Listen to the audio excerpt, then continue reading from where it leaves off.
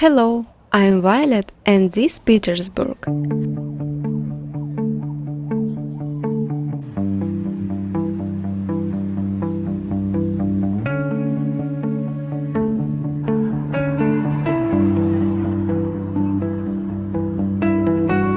And this Petersburg.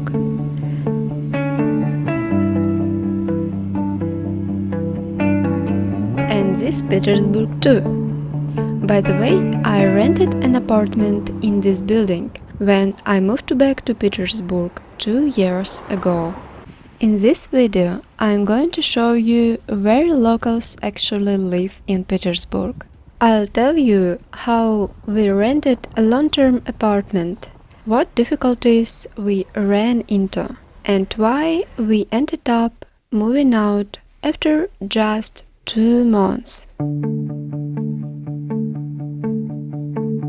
The historic center has beautiful facades. Inside the apartments, you'll often find original moldings, beautiful door handles, antique tiles, and of course, very high ceilings, 3-4 meters high. There are still many communal apartments in the city center, and I even bought a room in one, right next to Palace Square. But more on that someday. I don't own a home right now, and for many years my husband and I have been renting apartments in different cities and countries, and in different neighborhoods of Petersburg. But my favorite is still Primorsky district, near the Pionierskaya metro station. That's where I met my husband. But that's not why it's my favorite. The neighborhood is pretty close to the center, about 20 minutes by subway. There are shopping malls, wide street, typical Soviet era buildings, and new apartment complexes. I think mostly the middle class lives here. There are a lot of seniors and young families with small children. But there are also some sketchier courtyards with drug addicts and alcoholics that you should avoid at night. Most importantly, the best park in Petersburg is here, Udельный park. On weekdays, when there are hardly any people around, it feels like a forest. After a long journey, I'll call it that, we returned to Russia, to Petersburg, and the very first thing we did was look for an apartment near the park.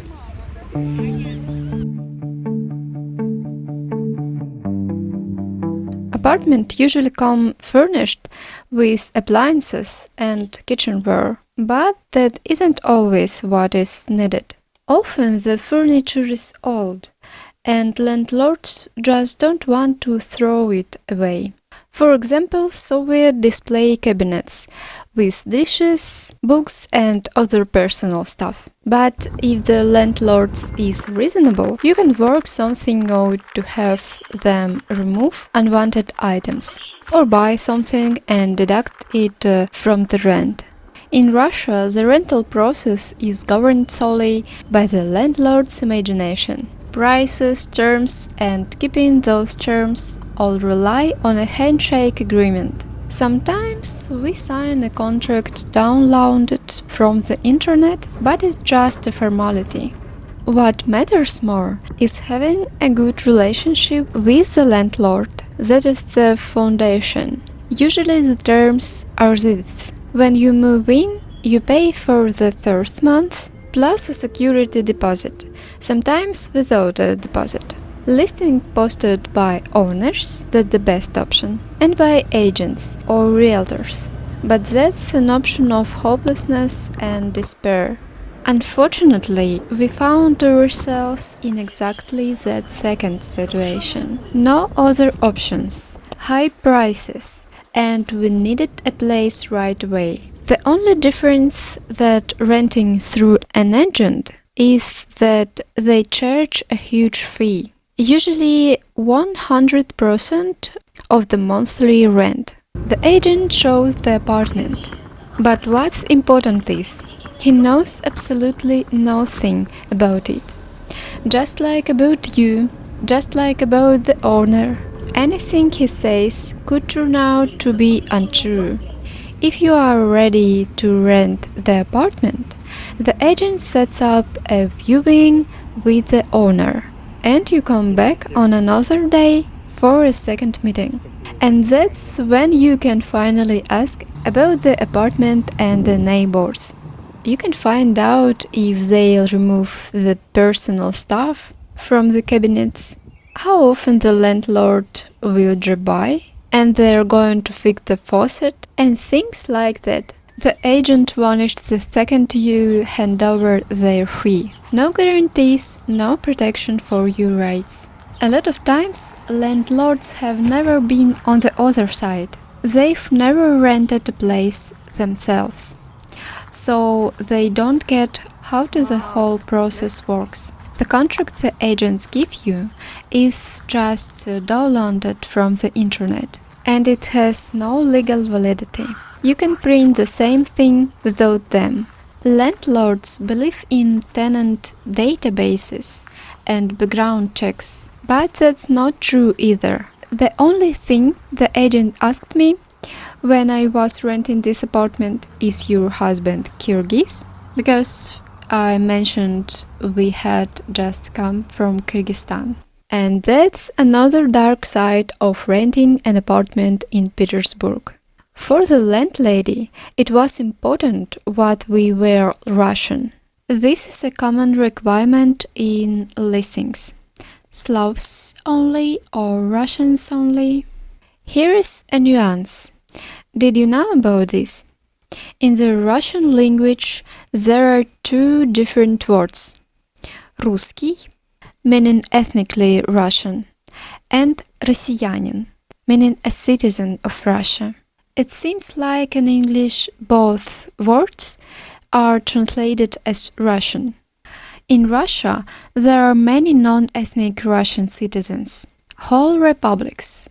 But in listings, they always use the words Русский and Slavic appearance, meaning by nationality. Renting an apartment with pets and young kids will also be harder. Almost everywhere has this requirement. In my case, the agent told the landlady it was a plus that we are a couple without kids. But in a private conversation with me, he advised me to have a baby because it's time. Such a contradiction. This probably isn't what you wanted to hear from the about renting, but that's the reality. Anyway, we rented the apartment near the park. This house they called sheep houses. They were built from the 1960s to the 1980s. There are many of those houses near Pionierskaya metro station.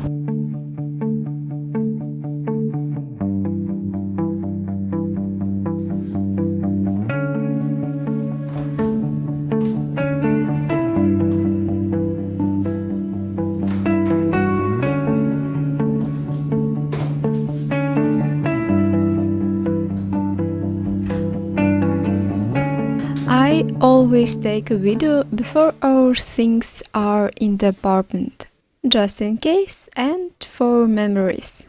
These cheap houses always have a similar layout. A hall, a tiny kitchen, 2 or 3 separate rooms, in our case 2.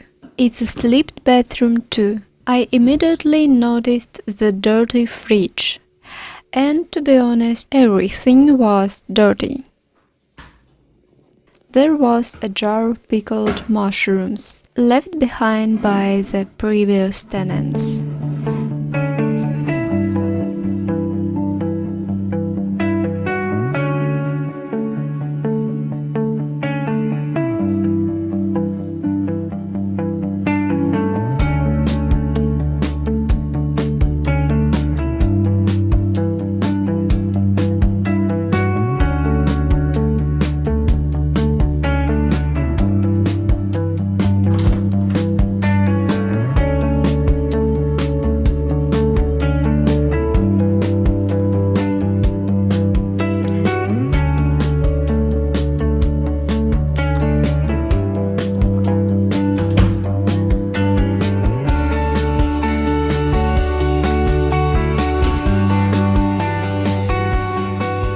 The treillage is the only piece of old furniture in the apartment. So the apartment actually looked quite decent at first glance. In the first room is a 2000 style TV shelf and a large TV that nobody wants. A very heavy one. But there is a large window here, also typical for houses like this. And outside the window there are birch trees.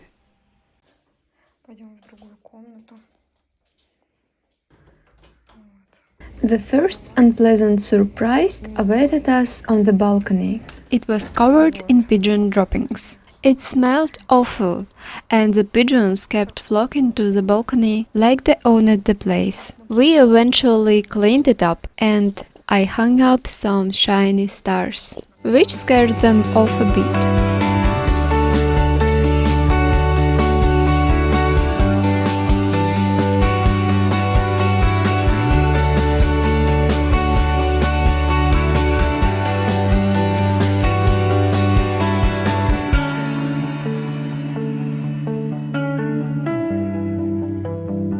I bought cleaning supplies and enthusiastically set about cleaning everything.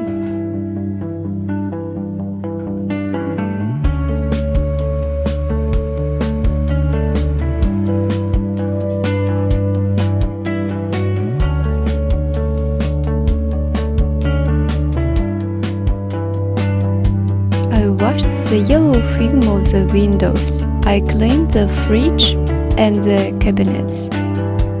When I first walked into the apartment, I smelled a reed diffuser. At the time, I thought it was a nice touch, that the owners really cared. Now, I know it's a red flag. I put the reed diffuser away, because I don't like artificial scents. And that's when I discovered the apartment smelled terrible. It turned out the landlady had simply been masking an unpleasant odor. I washed everything and aired out the place, but it didn't help. There was a yellow film, likely some cigarettes, in every room. It had soaked into the wallpaper, the ceiling, and the textiles. What was needed here was renovation.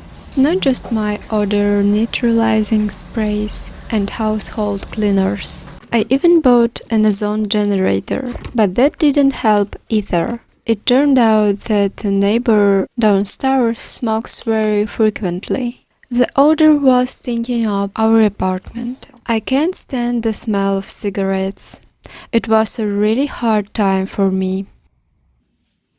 The most unpleasant surprise was yet to come. It turned out the apartment was infested with cockroaches. I had never encountered cockroaches when renting an apartment before. I didn't even know that the strange things of the furniture were actually roach traps. The landlady assured me there were no roaches, and acted surprised when I told her there were. That was the last straw, of course, and we started looking for another apartment.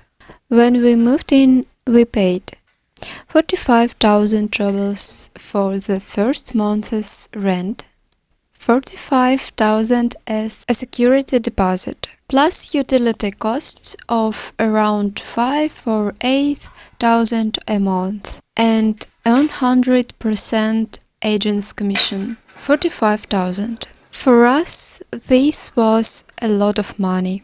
To get our deposit back, we had to live with cockroaches for a full 2 months.